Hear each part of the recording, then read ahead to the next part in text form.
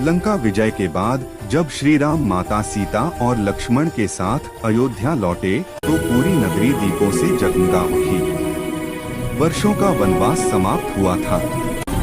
अयोध्या के हर घर में आनंद, हर मन में आशा और हर आंख में श्रद्धा थी।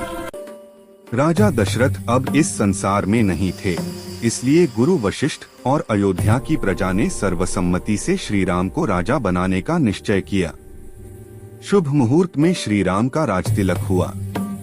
माता सीता उनके साथ सिंहासन पर विराजमान हुई।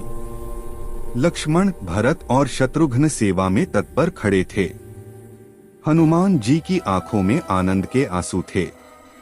राजा बनते ही श्री राम ने सबसे पहले यह घोषणा की, राजा वही है जो स्वयं से पहले अपनी प्रजा का सुख देखे। रामराज्य में कोई भूखा नहीं था, कोई दुखी नहीं था। किसान संतुष्ट थे, व्यापारी ईमानदार थे और नारी सुरक्षित थी। न्याय इतना निष्पक्ष था कि छोटे और बड़े सभी को समान अधिकार मिलते थे।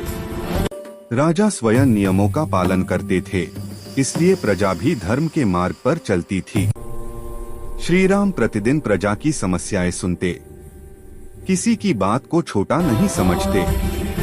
यदि किसी के साथ अन्याय होता तो राजा स्वयं उसका समाधान करते। यही कारण था कि लोग उन्हें केवल राजा नहीं, पिता समान मानते थे। रामराज्य में शिक्षा, संस्कार और सेवा का विशेष महत्व था। बच्चे सत्य बोलना सीखते थे, युवा कर्तव्य निभाते थे और बुजुर्गों का सम्मान किया जाता था। प्रकृति भी प्रसन्न थी, न समय पर वर्षा होती, न सूखा पड़ता, न आपदाएं आती। श्री राम का जीवन स्वयं एक उदाहरण था। वे जानते थे कि सत्ता केवल अधिकार नहीं बल्कि जिम्मेदारी होती है।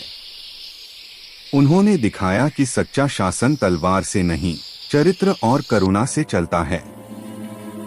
इसीलिए कहा गया, जहां राम है वहां भय नहीं, जहां रामराज्य है वहां अन्याय नहीं। रामराज्य केवल एक समय नहीं था, वह एक विचार था। ऐसा विचार जो आज भी हमें सिखाता है कि अगर शासक ईमानदार हो तो समाज स्वर्ग बन सकता है।